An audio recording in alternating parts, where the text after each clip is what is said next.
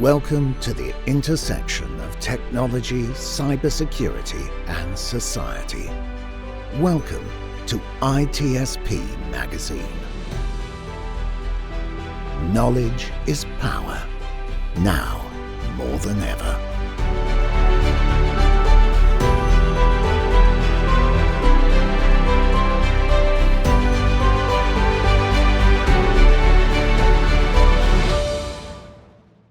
Blue and yellow, perfect. Yeah. So for those looking, we are going on a two-tone. Bruce is blue and Marco is yellow. Well, here we are, Redefining Society, once again with my dear friend Bruce Wiley, Dr. Bruce Wiley, where we just pick a topic before start recording. We don't plan, we don't script, but we usually have a lot of fun, and we hope that everybody does have fun. Our conversation are at the intersection of health tech, humanity, society. Sometimes we get very philosophical, and I think today we're going to do just that. I'm quite excited about the topic that we pick. But before we go there, Bruce, couple of words about you, what you've done since the last time we spoke. Yeah, I think it's actually quite topical that I'm encased in sort of a blue color and you in a different color, because I think we're going to be talking about some of the impact of tech appearance and all those types of things like that. So yeah, I think that since we last talked, I always lose track of time just in general. So yeah, we've been busy with different. I just got back from Texas. We had I'm part of a consortium of all the different major sports leagues where we're looking ways to increase youth sports participation and youth physical activity. You know, as you may know, physical inactivity is a major problem. Not just in the United States, but worldwide. And one of the big issues is that we've seen dips in youth sports participation. You know, it used to be that that's just standard when you grow up. You know, you throw around a ball or kick around a soccer ball or what have you. But things have changed. People have become more sedentary. So that's a significant problem that we've actually been trying to address. So it's always great to see some of my compatriots in that consortium. And so that's what I've been up to over the past few days. That's really cool. And actually, we should talk about that in depth in one of our next episodes. I'm going to make a note to talk about that because I think it's very important. We were talking before we start recording about a conversation I had with someone that developed an app to help with nutrition and dieting because, yeah, apparently it's getting more and more of an issue. And I was always hoping that, remember when I was a kid, again, you know, we like to go back in time. I guess it's come with our age. But, I mean, you couldn't pay me to sit down. I mean, at school maybe, but then I had to go and run around, play soccer, get out on the bike, hurt myself. And it's hard to believe that kids nowadays don't do the same thing. Yep. Yeah. No, you got several issues. One is in general physical activity is going down. You know, people are more glued to their electronic devices. And two is also when people do play sports, there can be so much of an emphasis on, you know, just focusing on one sport and trying to like compete, when it actually should be fun. And that can be a great turnoff to many kids because, you know, not every kid is going to become the next NBA player or the next, you know, World Cup player or what have you. You know, most kids ultimately are not going to become top professional athletes. That doesn't mean that you shouldn't play sports as a kid because, you know, it's good physical activity. You gain a lot more physical literacy, which is basically you understand how your body moves. And also doing things like team sports can be really helpful when it comes in the future. Some of my team members joke that many times I'll use sports analogies And because sports can teach you a lot about teamwork, working together, trying to survey the field, figuring out, what to do next, thinking quickly. There's a lot of types of skills and abilities that sports can really own. And it's unfortunate that many kids are not taking advantage of that. Let's talk a second more about this, because there is, of course, the benefit, as you mentioned, for your body. And as you're going into the benefit of knowing how to start interacting with others in a team sport. I mean, one of the basic things you learn when you do a team sport is it's not just about you. Although there are then the one that want to strike the goal at all cost. But sometimes if you want to win, you may want to have the other person strike the goal, because you passing it's as important as putting it inside the net. So that's important. And I think taking things seriously, but if your only goal, as you said, is to become the number one player in the world, I think that the barrier, it gets so high that once you realize that it's not going to happen, then all the fun goes out of it. Yeah. It becomes like work. And like you're like an 8-year-old, and you're like feel like you're going to work. Like what? Yeah, not a good thing. Not a good thing. But yeah, let's talk more about this next time. For today's topic, I'm actually gonna stay there. Let's go into a little bit of a scenario where, let's imagine the coach. It's not made of flesh and blood, but it's maybe a robot. Mm-hmm. And what it would look like. Can it be a brick on 4 wheels that just follow you around the field, whatever it is, and tell you what to do? Gigantic soccer ball or something like that? Yeah, something like that too. Depending on the sport, it could be like a golf bag or a tennis racket, or it has to have 2 arms, 2 legs, and resemble a human being, even if we clearly know that we're not. Because it seems to me that most of the time we have a tendency to go there. I've seen some robotics lately that it's literally could act on a movie, and not being AI, but actually a robot. And I wonder, yes, for certain aspect of life, maybe, but do we have to anthropomorphize everything? And that's a very hard word to say for me too. So I train on that. So who is going to teach these kids running around? A cube? Yeah. It's interesting. There's more and more efforts these days to try to create more human interfaces, right? So we were talking about, apps, or like you mentioned, a robot or what have you. And there's that whole, what is it called? It's the uncanny valley, where you can get really close, but it's still, there's something you're like, this is not a person. In fact, I saw this trend on TikTok or social media, where people are trying to put makeup on themselves to look like they belong to the uncanny valley. So these are humans that like were wearing makeup, so that, and then when you look at them, you feel a little taken aback, because they look like humans, because they are humans, but they're wearing makeup so that they look like some kind of AI generated something or other. Okay, I didn't know that. I got to check that out. Yeah, the other way around. You got to keep up on these TikTok trends, right? That is the whole purpose of life. The whole purpose of life is to go onto TikTok and figure out what everyone else is doing and try to do exactly what they're doing.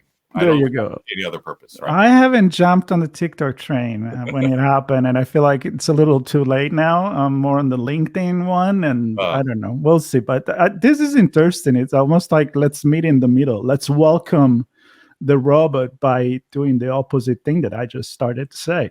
Yeah. Instead, let's look all like robots. So imperfection become the standard, maybe. I don't know. Yeah, well, who knows? With if you've used too much Botox and too much plastic surgery over time, you may start looking like a robot. So but yeah, I mean, it's I think there's a recognition that there's a difference between interacting with something that's text, or if it's like some type of screen that's obviously not a person, or if you mentioned like some kind of cube or box or circle, etc. Because there's a lot to be said about human to human interaction. I think we always talk about the five senses, right? We talk about smell, taste, sight, hearing, touch. But there's evidence that there are additional senses that are going on besides those things. Like you always talk about people saying, "Oh, I got some kind of intuition or some kind of feeling or what have you." And so just because five senses have been clearly identified doesn't necessarily mean that our information intake is limited to those five senses. Plus, in addition to that, those five senses can be a lot more complex than simple, oh, I have five separate senses and I see something, therefore, et cetera. There's a lot of interplay. So there's a difference between interacting with someone who's human and interacting in many cases with a lot of tech-based things. And sometimes, many times, it's actually the interaction and not the information, the explicit information, that's more important. So you mentioned like coaching. So sure, a coach is going to tell you, let's take soccer, for example. I usually call soccer football everywhere else in the world except for the US because, we've somehow decided that it should be called soccer instead of football. But that's another thing because actually soccer uses the foot a lot more than football does. But anyway, so with soccer, there are, you can have someone instruct you and tell you, okay, this is how you should dribble the ball, this is how you should shoot the ball, etc. But in reality, you could get a lot of that stuff from a book, right? Or you watch a training video and those things like that. So why do you actually have to have a coach? Well, one is to get immediate feedback that's tailored to your specific situation, right? So a coach can look at you and say, okay, you specifically are kicking the ball in the wrong way, you should adjust this accordingly, etc.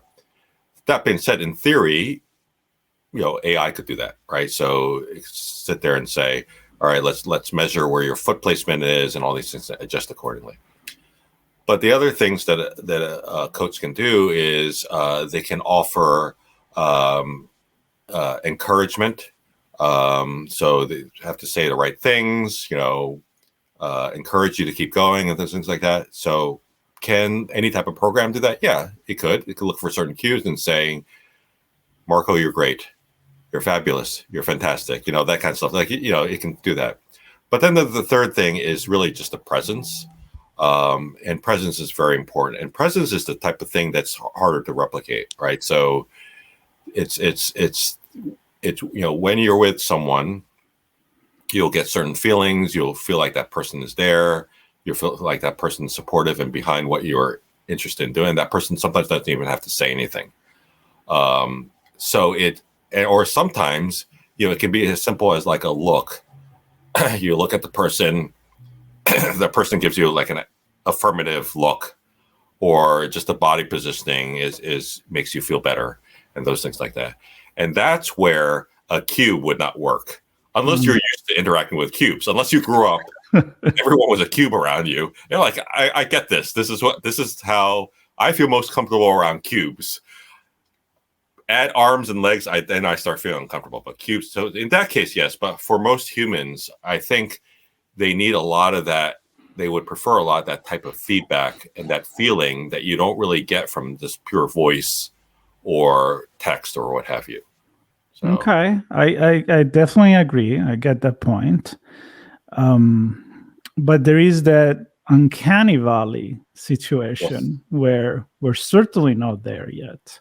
Yeah. And then there is the idea of, let's say that we get there and there is Coach A2WZ 00 version 2.0 that is really good. I mean, he's pretty much human, but you do know that it's not.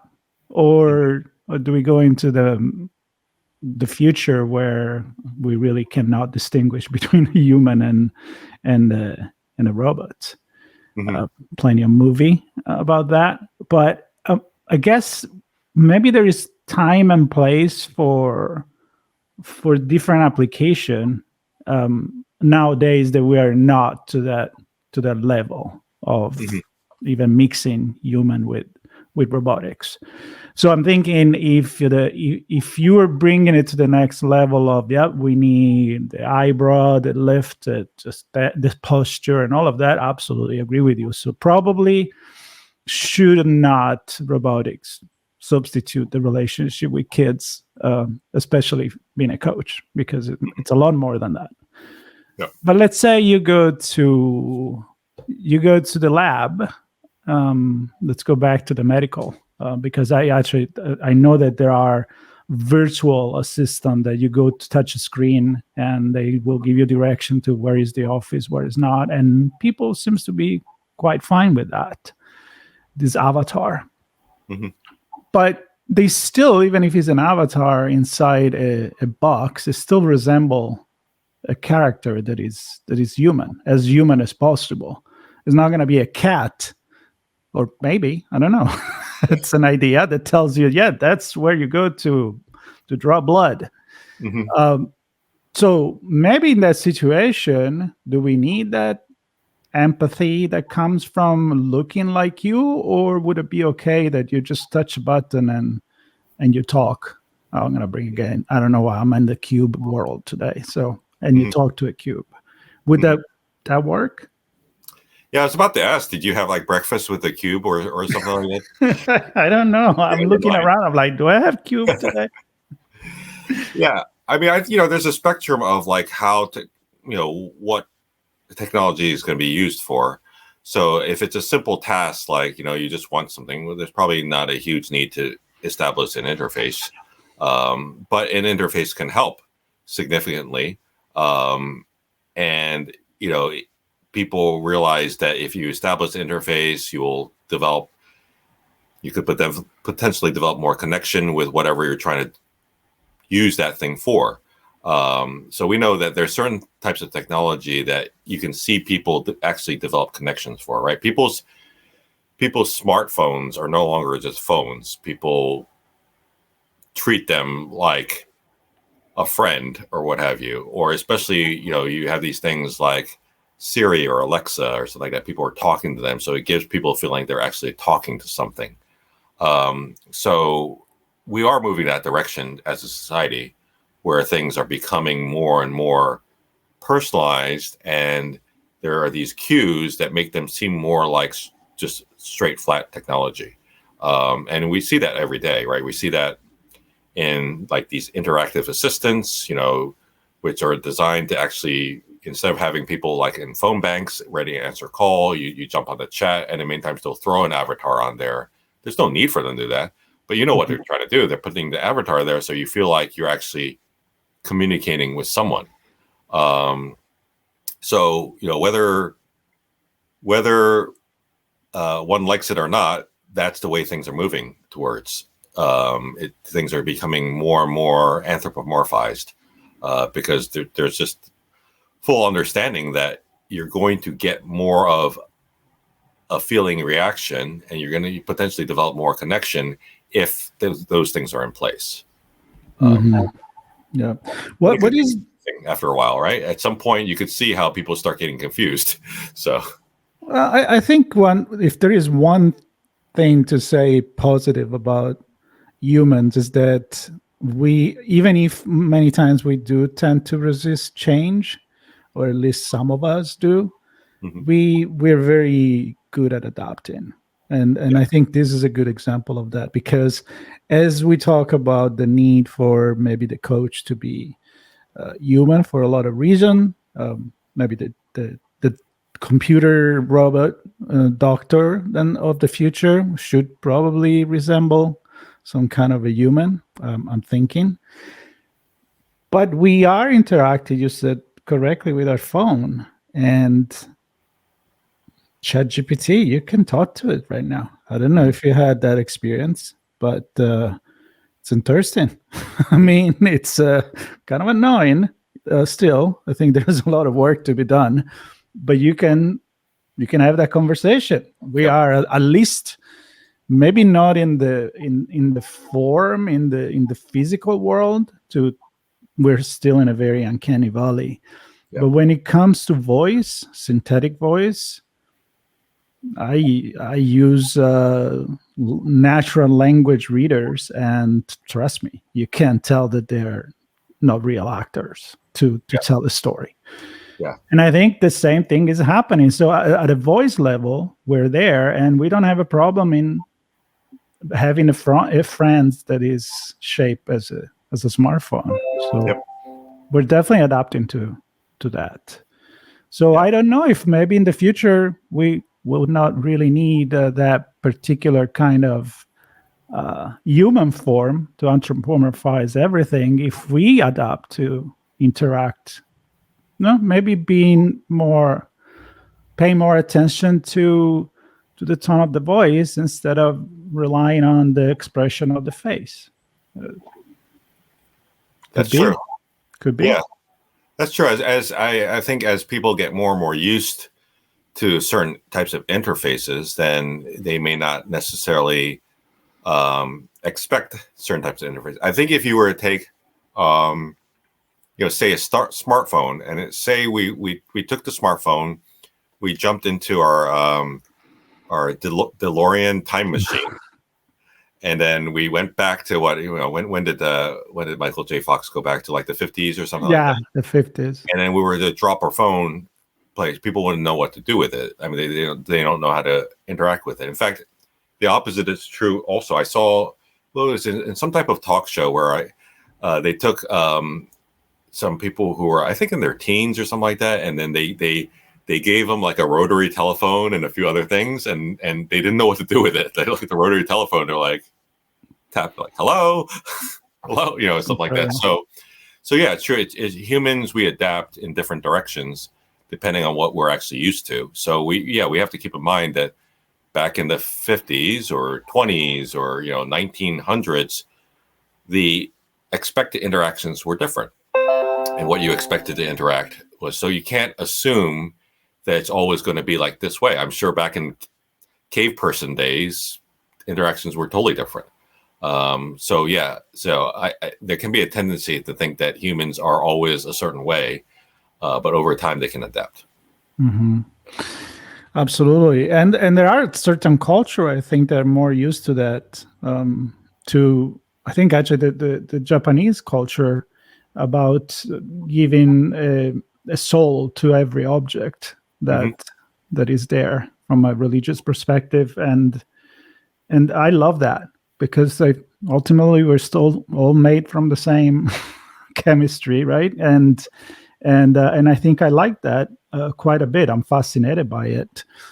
So moving forward, maybe we need to look back. I had a very, very deep conversation with a toilet when I was in Tokyo a few years ago. If you've ever been to Tokyo, you'll see they have these smart toilets to do all kinds of things. Like there are all these buttons on the side. And I remember the first time I was like, I just want to flush this toilet. I just want to flush. I don't want to like heat it. I don't want to vibrate it. I don't want all these things. So yeah, the technology there is quite impressive. So yeah, but not only the technology, but it goes back to the way I think that they interact with considering everything part of the. I mean, when you assume that even a tree or a stone has a soul, I think it's already changing this whole perspective. Maybe it opens you to be more okay if you're going to have a breakfast with a cube, because it still got some kind of a soul in there. And I go back to what you said at the beginning, that maybe, and I'm convinced we're more than those five senses that are easy to see, and there is a lot more behind it, and I think we can evolve into that.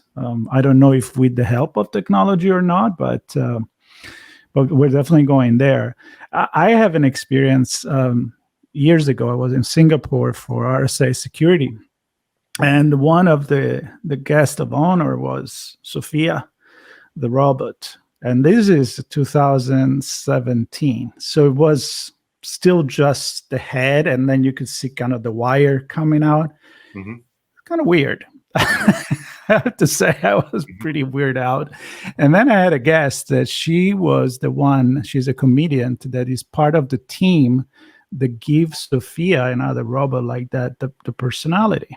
So there are humans that decide this is the personality of this robot. So they work together the way that they would answer to certain things, if they're going to be sarcastic, kind of like give a guideline of the way they talk, the way they express themselves. So I don't know if we're ever going to arrive to the robot that is going to have his own personality, but I'm not going to say that it's not going to happen. And I'm not going to say I'm excited about it, but I'm not going to say I'm not excited about it. So how do you feel about that? Well, it's interesting. I think we always talk about technology is neither good nor bad. It really depends on how it's used. And I think that, we can see advantages of each of these developments and evolution, and we can also see disadvantages. So, if you can develop a robot or technology with a human interface, a very strong human interface that includes all those different types of characteristics, both the conscious and unconscious, that sort of tells you that, oh, this is more human. There could be tremendous advantages to that. You can develop, we have to be realistic. Not everyone can get access to the best people. So, when it comes to a coach or those things like that, if there's a shortage of people who can actually do something well, then it's helpful to have the technology that can fill that gap. And that, so, in situations where you'd rather have a robot, for instance, do something well rather than no human doing it, or a human doing it very badly, right? So on the flip side, though, there are situations and interactions where a human is just going to be better. And so an outstanding human will be better. So if a human is really good at being empathetic, if a human is very good at being, understanding whom he or she is coaching or instructing, something like that, that's probably going to be better than a robot. So you don't want to replace people like that. So I guess the answer really depends on the situation. And also, I can see advantages of people getting more used to different types of interfaces. So we'll go back to the cube. If people get more used to talking to a cube, then I can see that as being beneficial, because that will increase the avenues by which people can interact. We've already seen it in society, right? If you went back to like the 80s or even the 90s and told people that you're going to be carrying on devices where you're going to post something there and then people will respond to it and they'll do likes and things like that. Back in the 80s, they'd be like, what are you talking about? And if you ask people, like for instance, if you told people that, hey, there's just like Facebook or something like that, and told them that concept, people will be like, I'm not going to do that. Why should I do that? But they changed, right? They adapted. So we've already seen that how people adapt in terms of the way they interact.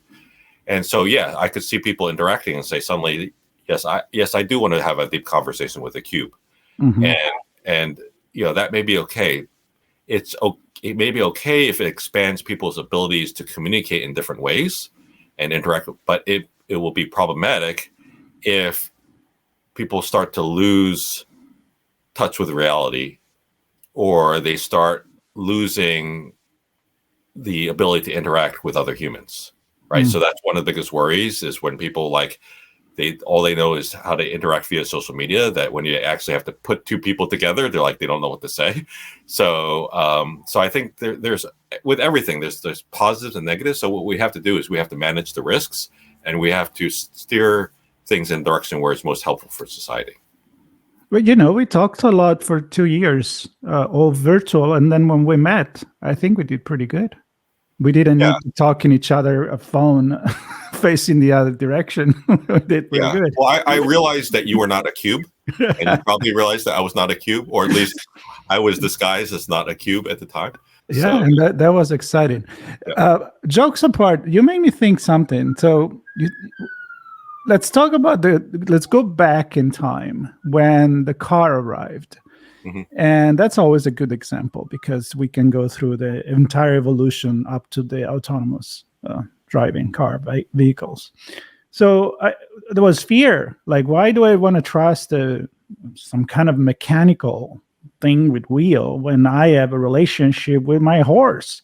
Yeah. My carriage, I trust my horse. My horse is going to be helping me in taking care of things, almost like having an autonomous vehicle if you're on a horse, I guess, or a buggy. But so then we go all the other way around. We go on the driver's seat. We trust the person sitting next to you, trusts you driving correctly or not, but they do. Now we're going to the car that drives itself. But funny, we didn't think about if we do an autonomous car, let's put I don't know, do you remember the movie Airplane? Let's put an autopilot, like Otto, the inflatable doll, in the driver's seat. Maybe it gives people that are not actually driving the idea that there is a human or resembling a human taking control of the car. Now, apparently we're quite fun, and having fun even way more than what they should do. People that drive a Tesla to just say, autopilot, and I'm going to take a nap. Yeah. You're trusting really the machine. You don't need the car. Certainly doesn't look like a human or like a cube, which I trust a lot today. So that's interesting. We do trust the machine with our life, and it doesn't need to look human. So I think we're kind of funny. I think humans are funny. Humans are what humans are used to what they're used to. So I think, and that I'm going to quote you on the title of this. Yeah. I think, rapid dramatic change can be tough for humans, but it's all about homeostasis. I think humans have an inherent desire or need for homeostasis, which basically means like everything sort of stays level and it stays at a certain level. And that's why we've seen repeatedly that the way to actually help behavior change is you got to do it gradually. You got to move to another level of homeostasis, and then another level, and another level. And then after a while, if you look back, you're like, wow, I've actually traveled so far. I'm actually quite different. Whereas, in many cases, behavioral change is difficult. Like you can't say tomorrow, I'm just going to.